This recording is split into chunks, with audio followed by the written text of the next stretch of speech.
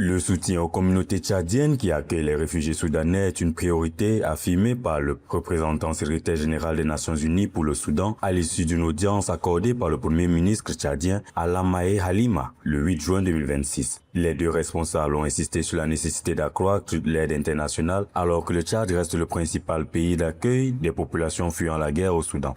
Le Tchad continue à faire preuve d'humanisme, à ouvrir ses frontières pour les réfugiés. Mais parfois, le Tchad se sent seul et la question des réfugiés ou le conflit soudanais ne doit pas se faire au détriment du bien-être des Tchadiens.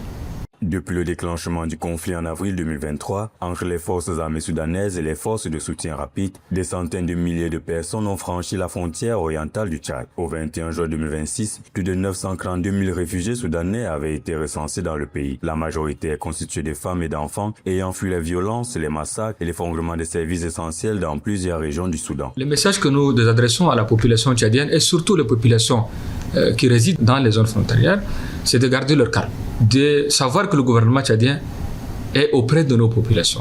Nuit et jour, nos forces de défense et de sécurité sont mobilisées pour assurer la sécurité des biens et des personnes, que ce soit dans cette zone en l'occurrence ou sur tout le territoire national du Tchad. Il n'y a pas une seule portion, un seul kilomètre qui échappe au contrôle de nos forces de défense et de sécurité.